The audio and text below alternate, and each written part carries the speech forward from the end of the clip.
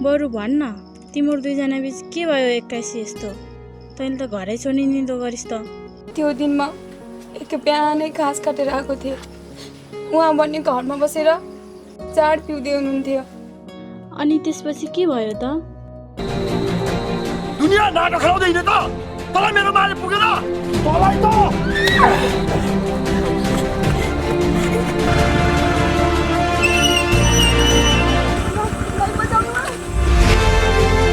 ओ भाइ के गरेको? तिमी यस्तो के गरेको? के गरेको तिमी यस्तो? पागल त बाँचेर तिमी हो त। म पागल भन्छु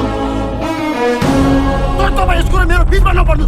बिहान बिहान रक्सी खाएर दुनियाँ अगाडि आफ्नो श्रीमती लखेटेर शरम लाग्दैन तिमीलाई? भन्दैछु नि, दाँतेको बेला तपाईँ बिचमा नआउनुहोस्। तपाईँको आदर्शको कुरा मलाई नसिकाउनुहोस्। म त्यसरी बोलेको होइन शिव भाइ। यो गाउँको एउटा भला आदमी र एउटा प्रतिनिधिको हैसियतले बोल्दैछु। प्रतिनिधि सरिने केही भएको छैन दाइ मलाई। सम्झिनुहोस्, यता दिमाग सर्क्यो, कसैको टाउको पड्क्यो। कस्तो अचम्मको कुरा गर्छ तिमी? होसमा त छौ तिमी? गाउँले के भन्छ, समाजले के भन्छ? केत्राको समाज? अब घरै भुताभुङ्ग भइसकेपछि के को समाज, के को गाउँ? यदि त्यो दाइ समयमा नआएको भए आज म यहाँ हुन्थिनँ। तँमाथि यति ठुलो अत्याचार भइसकेको रहेछ। तेरो कुरा बुझेँ मैले। तिमी त हो नि मलाई बुझ्ने। यो संसारमा तिमी बाहेक अरू को नै छ र? तिम्रो प्रेमको सट्टाको लागि आज मसँग दिन केही पनि छैन। सबै कुरा जान्दा बुझ्दा पनि मलाई निस्वार्थ प्रेम गरिरह्यो। हजुर किन यस्तो कुरा गर्दै हुनुहुन्छ? एउटा श्रीमानले श्रीमतीको लागि दिएको एक चिम्टी सिन्दुर नै धेरै हुन्छ। राधा, तिमी साँच्चै महान छौ। मैले जिन्दगीमा केही न केही राम्रो काम गरेको हुनुपर्छ। त्यसैले त आज भगवान्ले तिमी जस्तो जीवनसाथी दिनुभयो। मलाई महान भन्नु पर्दैन, हजुर असल हुनुहुन्छ, त्यही भएर सबैलाई राम्रो देख्नुहुन्छ। अब दर्शन गरेर जाउँ है।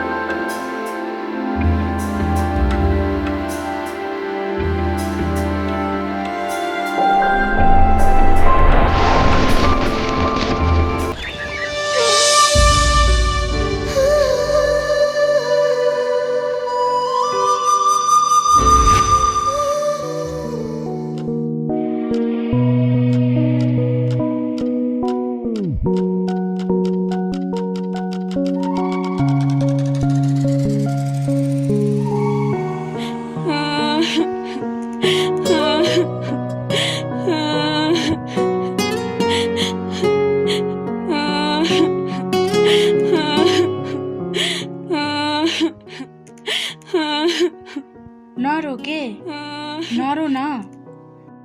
यदि रोएर मनको पीडा हल्का हुने भए आज यो संसार आँसुले डुब्ने थियो। बरु भन् न, तिम्रो दुईजना बीच के भयो एक्काइसी यस्तो? तैँले त घरै छोड्ने निदो गरिस् त। त्यस्तो केही पनि होइन। खै के भन्नु र तँलाई? भन् न, तेरो म साथी मात्र नभएर एउटा बहिनी जस्तो पनि हो। बहिनी सम्झेर भन् न, तँलाई त म बुझ्छु नि। कहाँबाट सुरु गरौँ? के भनौँ तँलाई? सोचे जस्तै नहुने रहेछ कथा जिन्दगीको। त्यो दिन म एक बिहानै घाँस काटेर आएको थिएँ। उहाँ भन्ने घरमा बसेर चाड पिउँदै हुनुहुन्थ्यो। अनि त्यसपछि के भयो त? त्यसपछि उहाँलाई मैले चाड नखानु भनेर गर्दा गर्दा उहाँले फिटिक्कै मान्नु भएन। यो छोरा मान्छेको जात। अनि अगाडि भन् न। त्यसपछि अनि के हुन्थ्यो र? उहाँ रिसको आवेगमा आएर मलाई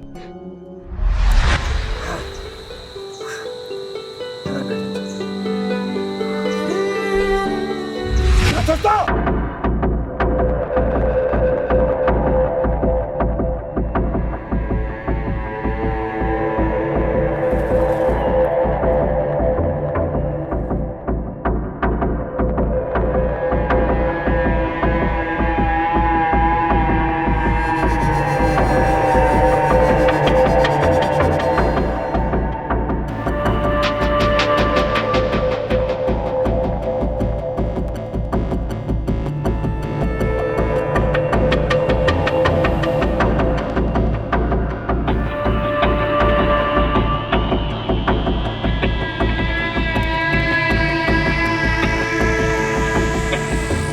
तिमी यस्तो के गरेको तिमी यस्तो पागल त बाँचेर तिमी हुँदै म पागल भन्छु तर तपाईँ यसको मेरो बिचमा नपर्नुहोस् बिहान बिहान रक्सी खाएर दुनियाँ अगाडि आफ्नो श्रीमती लखेटेर शरम लाग्दैन तिमीलाई भन्दैछु नै रातको बेला तपाईँ बिचमा नआउनुहोस् तपाईँको आदर्शको कुरा मलाई नसिकाउनुहोस् म त्यसरी बोलेको होइन शिव भाइ यो गाउँको एउटा भला आदमी र एउटा प्रतिनिधिको हैसियतले बोल्दैछु प्रतिनिधि सरिनी केही थाहा छैन मलाई सम्झिनुहोस् यता दिमाग सर्क्यो कसैको टाउको पड्क्यो कस्तो अचम्मको कुरा गर्छ तिमी होसमा त छौ तिमी गाउँले के भन्छ समाजले के भन्छ केत्राको समाज अब घरै भुताभुङ्ग भइसकेपछि के को समाज के को गाउँ खस्छु तपाईँ खुब फुलफुले छ स्यालको पछाडि लुकेर बाघसँग घुर्किलाउँछ साथ ए भाइ तिमी अति नै गर्यौ मेरो ढाइटाको सीमा नागिसके यहाँ यत्राको सीमा लाग्ने हो तिमीलाई तिमीले राखेछौ हामी दुईको बिच पाएर तिम्रो मेरो ख्यास नगर तिम्रो नि पुट्ट चुडिएर लाने फेरि ओफो उल्टे औँला ठडाउने गल्ती जति आफूले गर्ने अनि दोष जति मलाई लाउने दोषी न तपाईँ आफै आएको मैले बोलाएको र अब आइसकेपछि बालै फर हेर भाइ है अलि मुख समारेर बोला होइन यो गाउँमा के को हल्ला हेर्नु न दिदी यो मान्छेले आफ्नो श्रीमतीले सिद्धाउनै आँटेको छ यसरी श्रीमतीलाई मार्ने गरी लहत्ने हो भाइ नारीलाई सम्मान गर्न सिक हो नि हुँदा हुँदा यसका जन्ती पनि आउन थाले ठिक छ अहिले त जसो तसो पछि साझा घर नआस्ने फेरि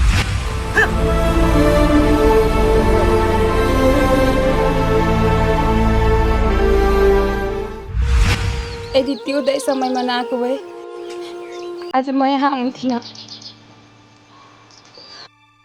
तँमाथि यति ठुलो अत्याचार भइसकेको रहेछ तेरो कुरा बुझेँ मैले तिमी त हो नि मलाई बुझ्ने यो संसारमा तिमी बाहेक अरू को नै छ र तिम्रो प्रेमको सट्टाको लागि आज मसँग दिने केही पनि छैन सबै कुरा जान्दा बुझ्दा पनि मलाई निस्वार्थ प्रेम गरिरह्यो हजुर किन यस्तो कुरा गर्दै हुनुहुन्छ एउटा श्रीमानले श्रीमतीको लागि दिएको एक सिम्टी सिन्दुर नै धेरै हुन्छ राधा तिमी साँच्चै महान छौ मैले जिन्दगीमा केही न केही राम्रो काम गरेको हुनुपर्छ त्यसैले त आज भगवान्ले तिमी जस्तो जीवनसाथी दिनुभयो मलाई महान भन्नु पर्दैन हजुर असल हुनुहुन्छ त्यही भएर सबैलाई राम्रो देख्नुहुन्छ अब दर्शन गरेर जाउँ है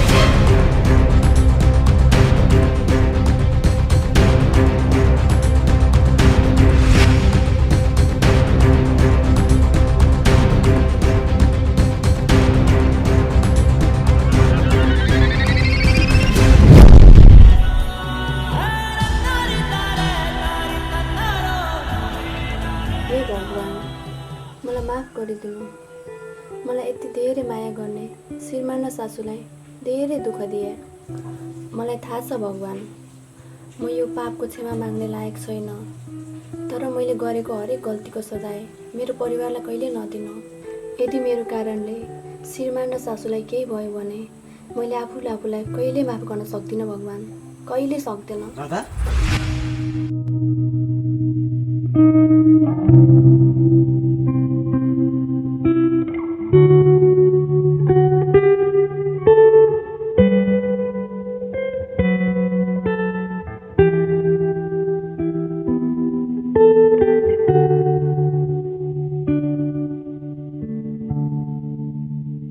कृष्ण हजुर हजुरले भगवान्सँग के माग्नुभयो भगवान्सँग मागेको कुरा भन्नुहुन्न नि पुरा हुँदैन प्लिज भन्नु न के भन्नु न रिसाउँछु नभए म हजुरसँग ए बाबा ओके मैले भगवान्सँग तिम्रो खुसी मागे आमाको लागि स्वास्थ्यको कामना।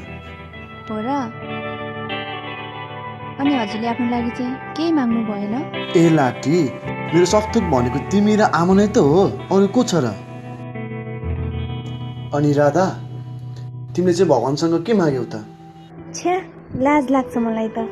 भन न, नाइ, भन न प्लिज। मैले हाम्रो लागि सन्तान मागे। साँच्चै?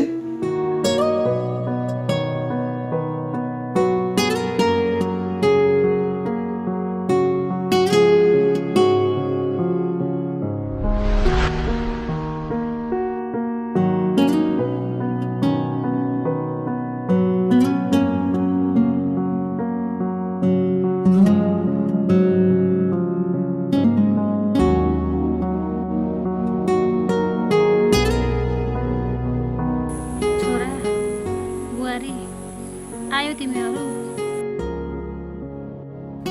आऊ बस।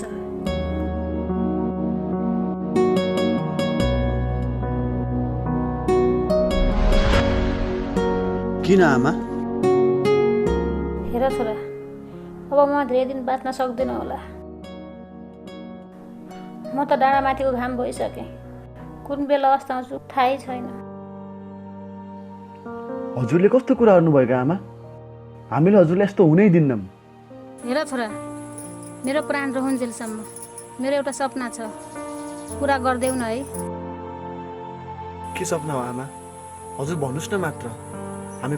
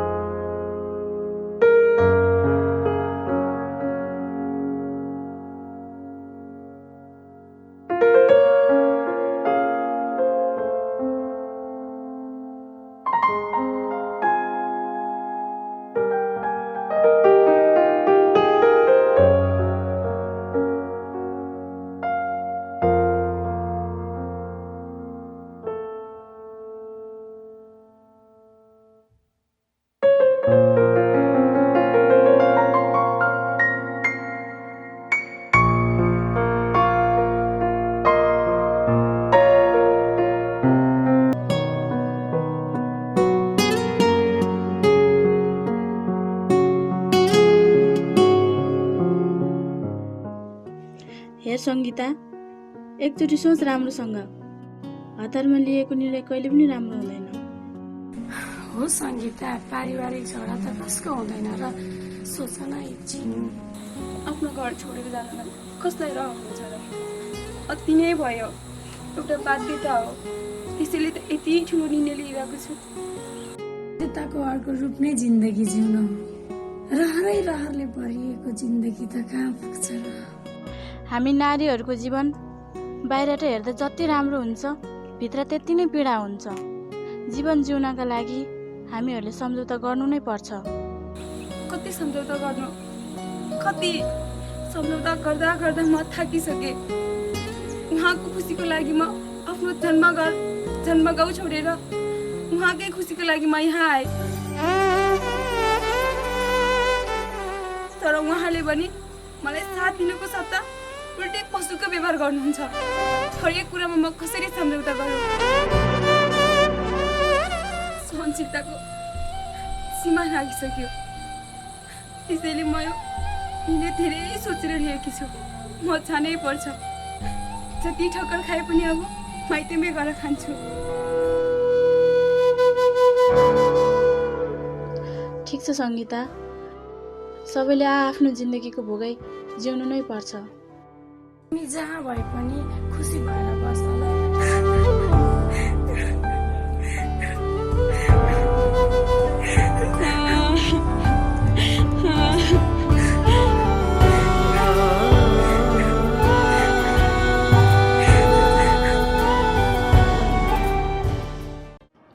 म जे गरेँ एकदमै गलत गरेँ। अब म आमा र कृष्णलाई अन्धकारमा राख्न सक्दैन।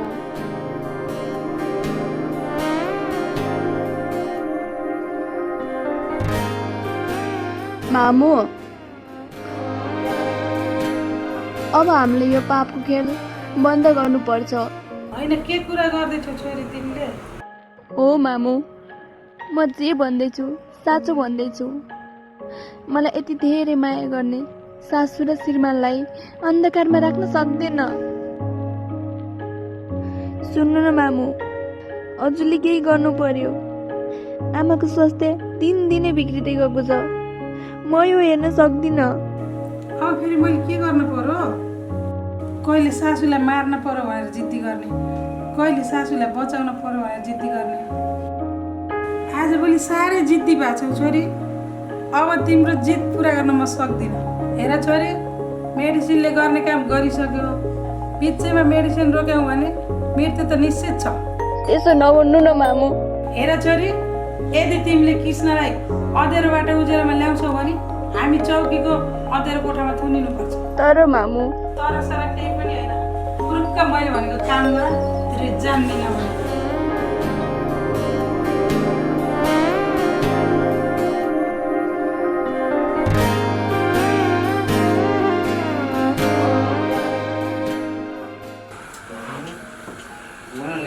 सकिएछ त हो।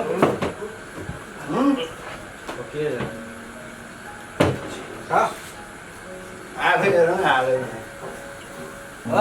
साउने अनि एउटा फ्राई निकालेर जहिले ल्याङ गर्छ।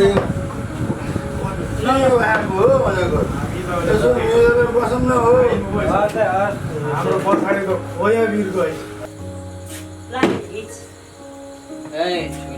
सुन न, यो रक्सीको नसा भन्दा तेरो आँखाको हेराइको नसा बढी लाग्छ। छोरै आमा सही कुरा गर्नु नमान्दै। मुद्दालाई के भयो? यो रौसीको नसा त एकैछिन लाग्यो, तर यो छुरीको हेराइको नसा त जिन्दगीभरिलाई। के गर्छ मान्दै? टुक्क मुर्दा छिटो छिटो खा, मुख मात्रै होइन हात पनि चला। मान्दै तपाईँ त पारी डाँडाबाट यो वारी डाँडा कसरी पुग्नु भयो?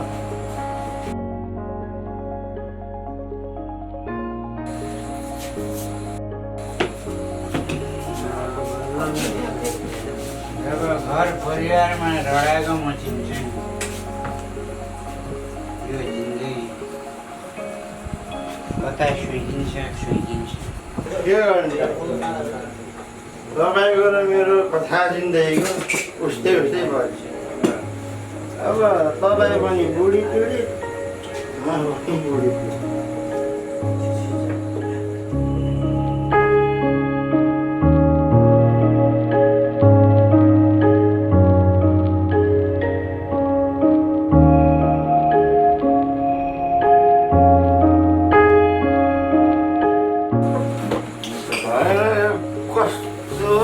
मिलाएर बस्नु हो।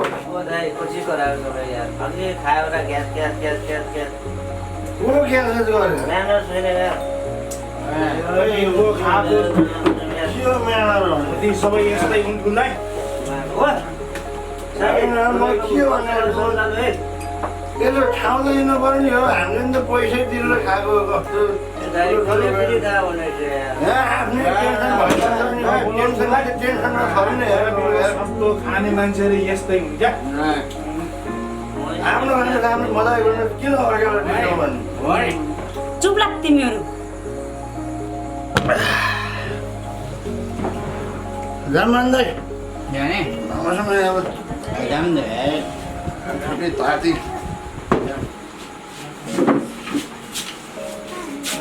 सिधा हेर्नु कस्तो झ्याप भइरहेको हाम्रो हिसाब कति भयो? कहाँ मान्दै कस्तो कुराहरू? मेरो गाउँमा तपाईँहरू किन हेर्नुहोस् म तिर्छु। कति भयो ठुलै हाम्रो? 1600। 1600? जाओ खुवाया बिर्के खाएको पनि 1600? आजको मात्रै हो र पहिलेको पनि गरेर? पहिलो छोडिदेऊ, अलिक हिसाब गरेर 800 भयो। साउने हाम्रो पनि खातामा लेखेर राख्नु है। ल ल अब हाम्रो पनि खातामा लेख। जहिले खातामा आजको पैसा आजै दिएर जा। जिम्ला खसेको एक सुगा खाएर भाग्यो होइन तिम्रो पनि दिउँला हे आजको पैसा आजै लिएर जा के हो भन्नु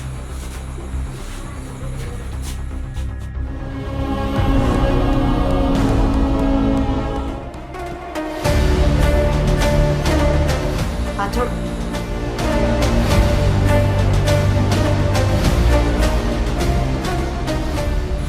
याद राख यो ठुलीको होटलमा रक्सी बिक्छ इज्जत बिक्दैन बुझिस् यसको तर्फबाट मैले माफी माग्छु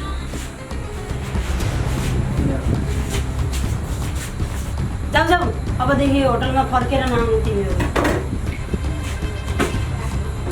साने होटल बन्द गर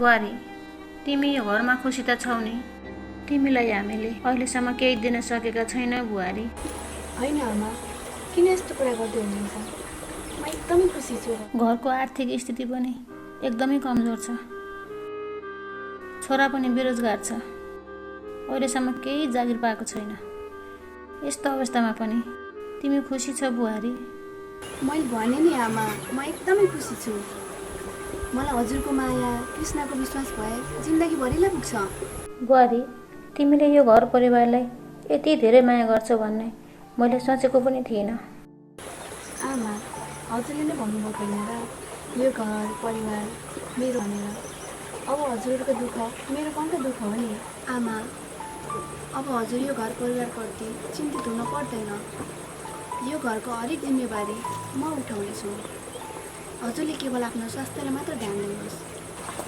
हुन्छ बुहारी आमा हजुर आराम गर्नु म घरको थुप्रै काम बाँकी छ गर्छु है हुन्छ बुहारी जाऊ